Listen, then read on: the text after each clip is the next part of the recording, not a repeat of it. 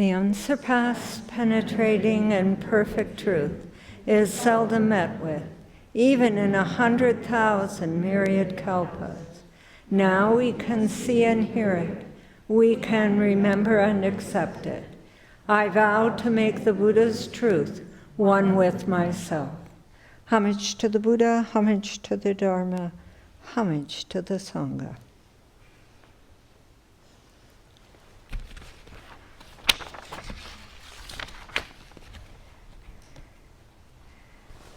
So, in Zen's Eternal Life, Reverend Master Jiyu translated Dogen's chief cook instructions. And in it, he talks about how he met a chief cook who actually changed the way he looked at his practice and at Buddhism. He said that that chief cook really helped him to understand the character and the discipline of Buddhism. I'd like to read a poem that's in that chief cook's instructions. The poem is by Secho in the monastic precepts. And the poem says, 1, 7, 3, 5. Nothing may be dependent upon by any universe. Night comes, and the moon floods the water with light. Within the dragon's jaws, I find many exquisite jewels. Now, Dogen came upon that verse after he had met the Chinese cook, the chief cook. But he said that that verse summarized was a good summary of, or alignment of the chief cook's instructions to him. So please keep that verse in mind. I'm going to be looking at parts of it throughout this Dharma talk. About 10 minutes past the midnight hour on the early morning of October 5th, I awoke with severe pain in my left arm. So I got up and thought, well, maybe I'm having a tummy ache. And I was at Fugen, which is our hermitage, and it's quite isolated. And I went downstairs and got some tummy relief. And of course, my body said, are you kidding? That's not what the problem is. And so I went back upstairs by flashlight and sat down in the bedroom. There's a blue recliner, so I sat in the blue recliner. And my chest was getting more and more painful. It was a really intense pain. So I sat in the chair, I turned on the light next to the chair, and I said the Sangye verse, which, as most of you know, is the verse when we wish to be contrite. And it's a good thing to say when we're in trouble and something difficult is going on. It's an opening to, what's happening with us. So then it got worse. And at one point, the pain was so excruciating, and I looked up and I said, I don't think I can handle this much longer. And then I passed out. Oh, and I asked for help. That's the most important part. I almost forgot it. I asked for help. And then I passed out. And passing out was the help, believe me. So when I awoke, I wasn't sure where I was. And I was kind of in the room was all golden, and I wasn't sure. I thought I might have died. I thought I might be in a waiting room. The walls were all white, and I thought, where am I? And then I realized, oh, I saw a scroll on the wall, and I recognized, and I said, oh, I'm at Fugen. And come back to that line in the poem I read, nothing may be dependent upon by any universe. That, an aspect of that line can be the the mind of no mind, where you're just in what's going on and you're open to that. And you say, oh, I don't know what's happening, but it's all right. There was nothing wrong with what was going on. I felt safe. It was okay. The fact that the room was so bright, I think, that reflects the line, night comes and the moon floods the water with light. It's an aspect of it, I think. Anyway, many things happened. I went to the hospital eventually. I got flown to Mercy Reading Hospital. I was in the hospital for 5 days, and I came back to the Abbey. And though things were often opportunities to practice patient endurance, if you've ever been in a hospital, it's a great place to practice patient endurance. But I was right-minded. I felt grateful to be alive, and I was really deeply grateful for all the kindness of beings around me, all the help we get, all the merit that was being offered. I was deeply grateful for. Now, before I went to Fujian, probably the week before, I had this dream. And it's a dream I call a teaching dream. You know, it's something you go, oh, remember this is important. And I'm just going to share the dream with you. I don't usually talk about my dreams in a Dharma talk. But anyway, it's very germane to the situation. So I was in this dream, and I was walking down a street in a city, and I was a monk. I was in my robes, and I saw this Afro-American man laying on the sidewalk, and I hesitated, and how can I help? And this woman leaned out her window and said, he's fallen. So I went over to him, and I said to him, how may I help you, friend? And he said to me, my consciousness is inconsequential. And I laughed in the dream, and I said, oh, if you know your consciousness is inconsequential, you don't need my help. So I stepped back, and these EMTs came, and they said to him, you are never alone. We are always here to help you. And then I woke up. And I knew when I woke up that what the EMTs were saying was for me too. It's like, it's for all of us, and that's why I wanted to share it. We are never alone. We're always being helped. I think that's really a critical and important thing that it's helpful to remember. And I think it could be summarized by the saying, dying is safe. And if you get nothing else out of this Dharma talk, if you remember dying is safe, I think that's a good thing to take with you, because it's true. Actually, living is safe, but that's much harder to see in a lot of work. So when I first came back to the Abbey, it was very clear to me that I could barely do anything. I was on a very short leash. In fact, I walked down the hall at the Bodhidharma Hall twice and realized, oh, that was too much, you know. So it was, oh, okay, you got a very short leash here, you got to be careful. That's okay, I was bright-minded, it was all right. I just knew I'd just take my time, build up. Soon it became apparent that the building up was going to be a lot slower than I thought. This is what I mean about being on a short leash. You're always kind of thinking, oh, I can do that, and then, oh, no, I can't do that. And still I was bright-minded about it. But after a certain point, I started to get down. It was so obvious how limited my activities had to be. And so many of the things I did in the monastery were, quote unquote, taken away from me. That's not what happened. Other people just assumed responsibility. But that's how the mind frames it, or my mind framed it. So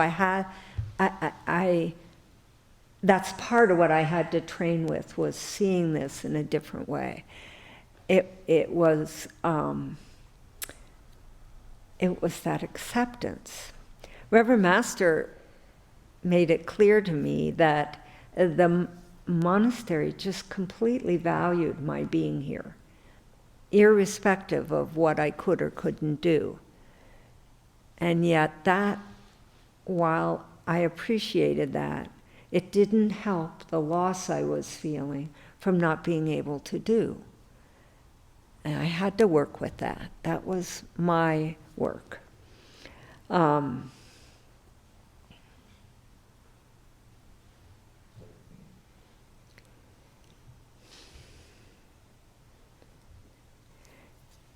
You know, eventually we have to let the way we see our life go. That's what training is all about. That's what meditating is all about. We have to just let it go. I was on a hike in the Tetons before I became a monk, probably a year before I became a monk.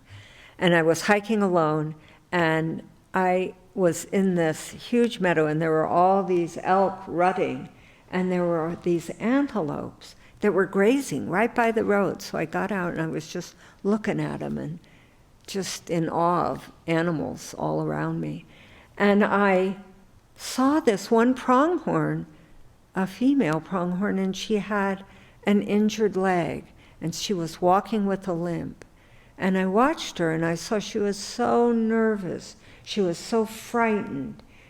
Her life was on the line, and I relate that. At the time, I was in deep sympathy with her and felt for her angst, because it was so apparent. You keep up with the herd or you get preyed upon. So why I'm talking about this is that this actually relates to how you feel sometimes when you're very seriously ill, is you feel you can't keep up, and it's almost a biological response to what's going on. And so I find that helpful to recognize that. Oh, okay, we want to be a certain way, and we can't. And then we feel this inside. Oh, I can't do what I used to do. And it causes stress. And that's okay. It's okay. Part of our training is being and seeing those things that go on within us.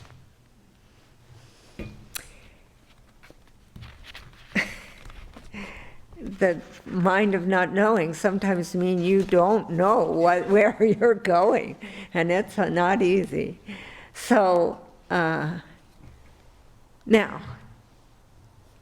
one of the things I saw early on in this period of not knowing, of where am I going, of everything's unmoored, was that all of a sudden I had a lot of space in my life. And because I was unable to fill it by doing things. And that space actually was very valuable. It was an openness that was extremely helpful, and which, quite frankly, I am still exploring. In all honesty, I was nervous about that space. There was a certain nervousness about it because it was unknown. And I just have to, this is an ongoing process, so it's not a done deal. Maybe it'll never be a done deal because it's not supposed to be. But I have to be with that, not understanding it, but recognizing its value, sensing its value. I was face to face with the question, in a life of selfless service, what's the point of someone who can do very little?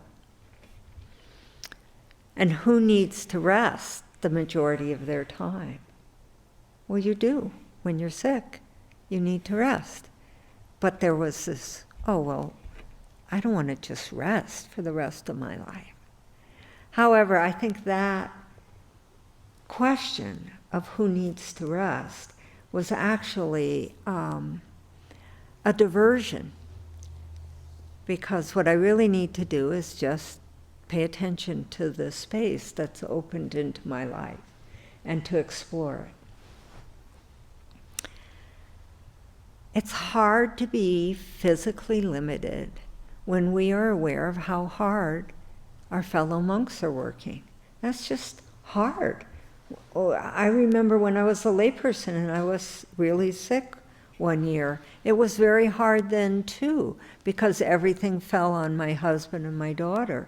And I was concerned about that. Okay, that's legit. We understand that. But we can't make it different. We can't change it. And actually, I've never been good at resting. Never. All my life, I've worked. I've done things. I've had a very active life, very active. And all of a sudden, to be resting, I don't know what to do with it. Rosemary Dyke, when I was a layperson and I got sick, she gave me the best piece of advice. She said, lay on the couch and pretend you're resting. She knew me. Anyway, this is being in the dragon's jaws. This is being pulverized by those sharp teeth and those strong jaws. And it feels like you're being decimated. And perhaps something is being decimated. And that's not necessarily negative. However, it is a dark time. It was very hard. Looking up became an unfamiliar concept. And when I did look up, I just saw dead trees or stressed trees, and it stressed me. And then faith, I just couldn't remember what faith was or meant, but that's not true, actually. And of course, we all know this, but when you're in a dark place, it's really important to meditate. And meditation, as we all know from practice, it doesn't take away these things. It doesn't make them go away. But it helps you to look at them straight on. And most importantly for me, I'm not a very good meditator. It's always been a challenge for me.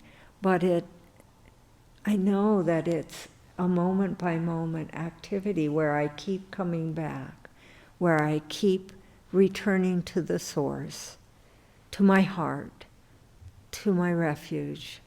And that's true for all of us. And that over and over coming back that's so important for meditation is also so important for our life. Still, it's still, right?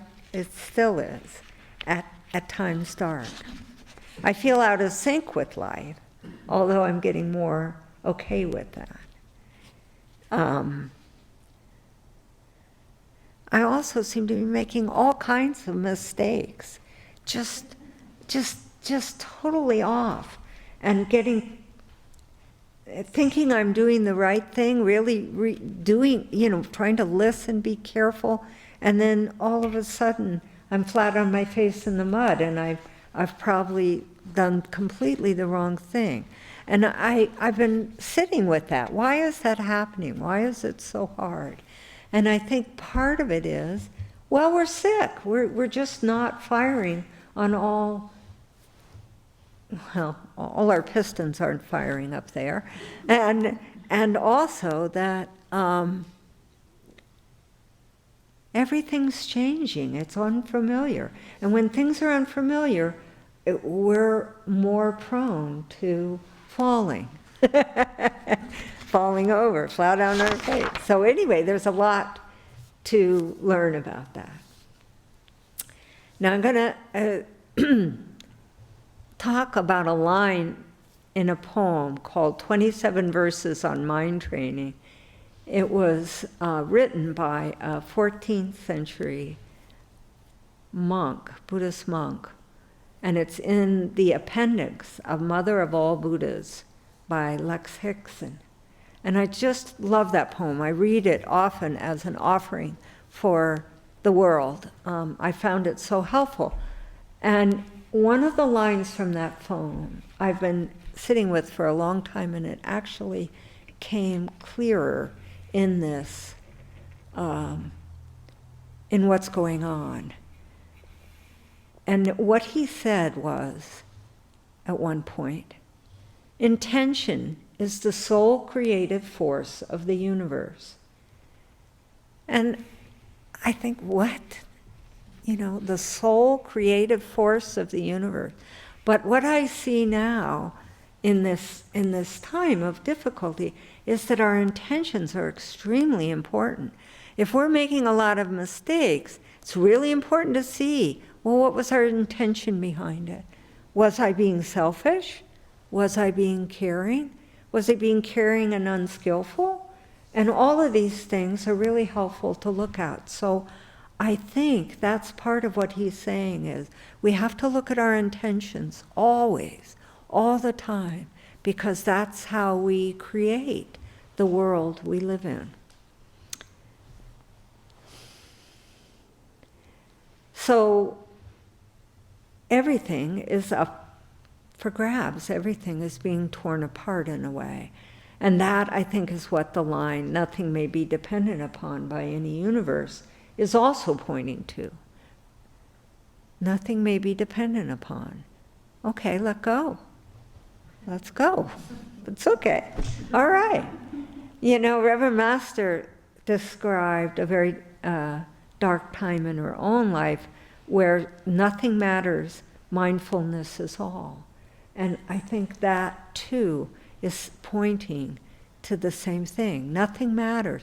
It's not a nihilism. It's not a forget it. It's that we have to let it go. We have to hold it in a different way than we've normally held things.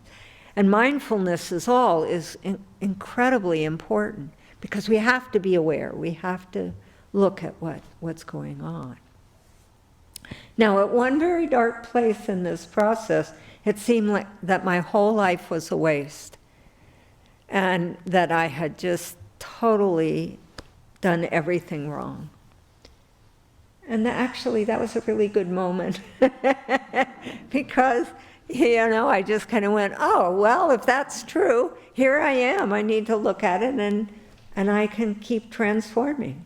So it kind of took the pressure off. And also, though, everything isn't a mess. Everything isn't wasted.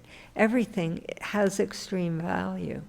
And that, too, is really an important part of this feeling.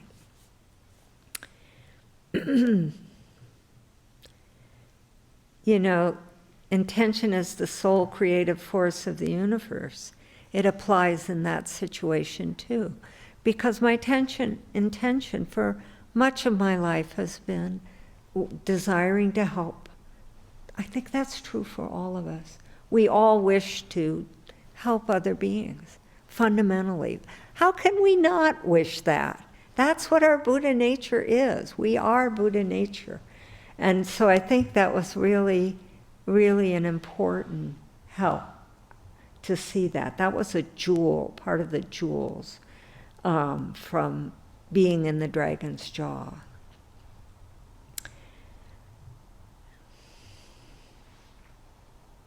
Many jewels that arose during this dark period came from asking questions within or reframing how I looked at things. When we can't do anything, or we feel the monastery is going like this and doing things and we're not, it's really important to ask, well, how can I help? It seems like an oxymoron. How can you help when you can't do anything? But actually, it's really important to ask that because it reframes the way you look at things. Of course, you're always helping, irrespective of what we do, what's going on in our life, we're always helping. And sometimes that's a silent question in a sense. We ask it to our heart or towards our community or towards our friends or towards our world. As we all know, our world could use a little help. And if we're limited or as we're aging or if we're young and vibrant still, that is our question. And what does it point to is that we're boundless in spirit.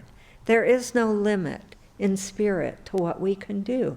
And truthfully, bodies come and go, but the spirit is what matters. So there was, of course, a questioning of what is the purpose of my life. That's good. We should ask that question all the time. We really should. What's the purpose of our life? We're trying to do good. And irrespective of what the body can do, the purpose of our life is the purpose of our life. It doesn't leave because the body can't do something. So you can see that the dragon's jaws can be crunching and tough, but there are all these jewels that are abound for us, and that's true of life. There are all these jewels in our life.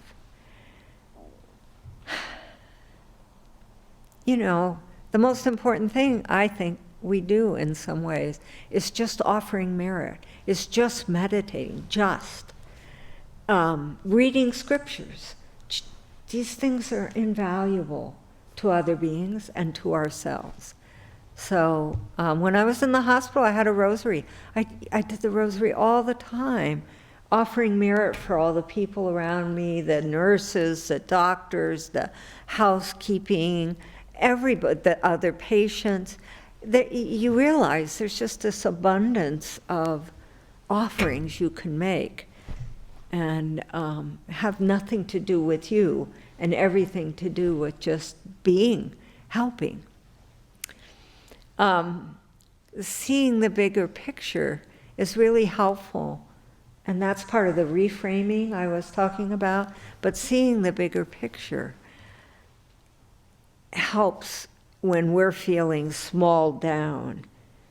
It helped me to think, well, think about all the people in the world who are sick, who are really ill, and think about the people who are sick and really ill and don't have support, or don't have shelter, or don't have food, and it just kind of makes you realize how much you do have. And also to appreciate, healing, as we know, involves steps forward, steps back. It's a step-by-step process, it's a slow process. It takes time to heal the body. It takes time to heal ourselves spiritually. We all know that. We've been doing this all our life. And it's important to be patient with that. For a long time, for a variety of reasons, in part because I saw things when I was a young adult and that impacted me. I saw people dying and not necessarily dying well, quote unquote. And by that I think is we all want everyone to die peacefully. And the truth of the matter is not everybody does. But that, I think, doesn't matter because it's the process we go through that's the important thing.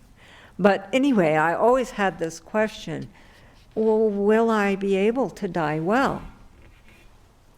And both professionally when I was a layperson, and then when I was a monk too, I have studied and pondered that question. In The Grace of Dying, the book The Grace of Dying, Kathleen Doling Singh, in her years of hospice care, found that people, as they are dying, may go through a period of crisis where they lose control and everything falls apart. And from that chaos, surrender arises. So we have to surrender to the body falling apart, to becoming dysfunctional, and to suffering indignities, and we keep training with it. And knowing that is knowing our worth, our inherent worth, no matter what's going on. It's not of in spite of, it's just the process. And so we have to, it's an opportunity to come to terms with that. It's surrendering to that is really a wonderful thing, actually. And that's true whether we're living or dying. So throughout all these questions and difficulties that arise in our life, the silver thread of the line from the Scripture of Great Wisdom was there. And that line is my favorite line. O Shariputra, form is only pure. Pure is all form. There is then nothing more than this. And I love that. There is then nothing more than this. It just simplifies. We get distracted. We think all these things. But really, there's nothing more. Everything is pure.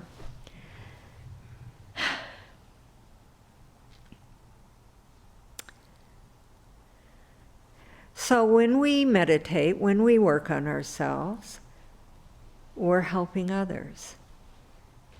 And that profound truth cannot be torn apart, no matter what's going on with us. And that's the most important thing, in a way. Now, I'd like to read to you, before I end this Dharma talk, a couple of quotes, again from Dogen. This one is from the Shobogenzo, the chapter, well, actually the first one too, was from the Shobogenzo. But anyway, this is from the chapter called Bendoa, which is doing one's utmost in practicing the way of the Buddha. So I'm going to read these two quotes. They're not concurrent, they're at different parts in it. So he says, people are already abundantly endowed with the Dharma in every part of their being. But until they do the training, it will not emerge. Unless they personally confirm it for themselves, there is no way for them to realize what it is. But when they give it out to others, it keeps filling their hands to overflowing, for, indeed, it makes no distinction between for the one and for the many. When they give voice to it, it flows forth from their mouths like a tide, limitless in its breadth and depth. And then later he says, you must realize that even if all the Buddhas, which are as the immeasurable sands of the Ganges, were all together to exercise their spiritual strength and attempt to gauge the meditation of a single person by means of their awakened Buddha wisdom, they would be unable to reach its boundaries, try as they might to fathom them. I love that. I love that line, because it's saying, you don't know, your meditation is unfathomable by the Buddha's wisdom. It seems, we all meditate, our minds are busy, we're distracted, we're upset, all this stuff, it doesn't matter. Our meditation itself is this boundless force for the universe. So I can't think of anything better to talk about, in a sense, these jewels. It seems kind of contrary on the Buddha's enlightenment, the day of the Buddha's enlightenment, but actually, this is what his enlightenment represents for us, is that he did something about himself, and 2,500 years later, it's still helping beings. It's still helping us. And we're entrusting ourselves to this path of training, and that he's guiding us on. And so, irrespective of whether we're walking, or we're brightly alive, or we're brightly dying, or we're riding scooters, or whatever, we're just manifesting the walking along the path, the shining of the light. So, thank you very much. May you have a joyous day. Thank you.